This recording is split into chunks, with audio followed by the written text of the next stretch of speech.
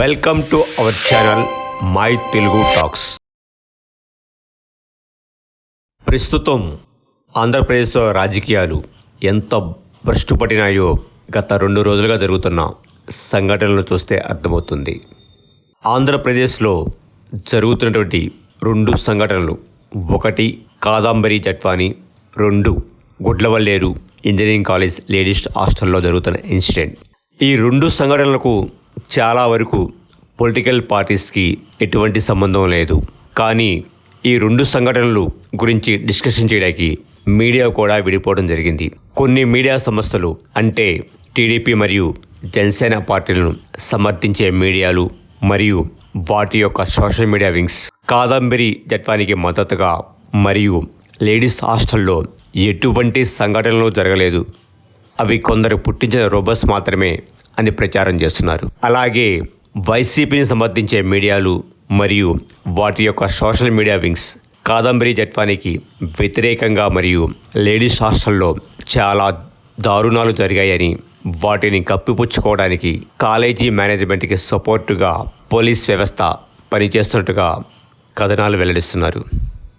ఏ party అధికారంలో ఉన్న నేరాలు ఘోరాలు జరుగుతూనే ఉంటాయి.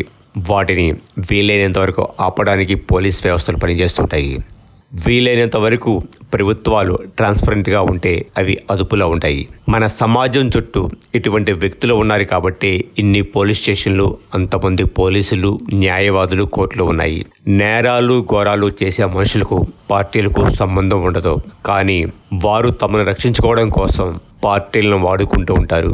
అధికారంలో ఉన్న వాళ్ళు నేరాలు జరగలేదని చెప్పడం కరెక్ట్ కాదు.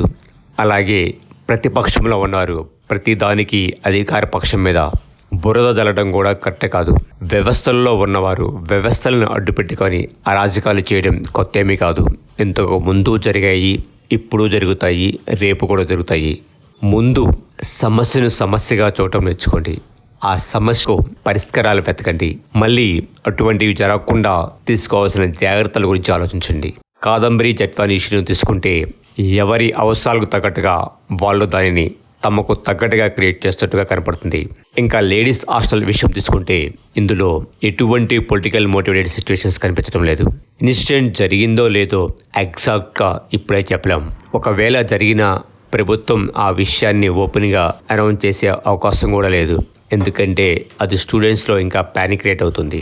ఈ 2 విషయాలలో అసలు జరిగిన నిజాలు ఏమిటనేది ఈ సంఘటనలో ఇన్వాల్వ్ అయిన వారికి, ఇన్వెస్టిగేషన్ చేసేవారికి, ప్రభుత్వంలో కొందరికి మాత్రమే నిజాలు తెలిసే అవకాశాలు ఉంటాయి.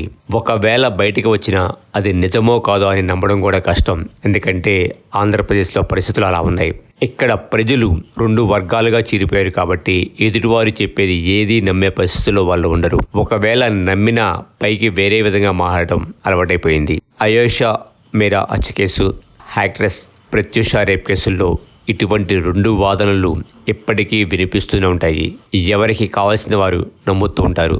సేమ్ గుడ్లవల్లేరు హాస్టల్ విషయంలో కూడా అలా జరిగే అవకాశాలు మాత్రమే కనిపిస్తున్నాయి.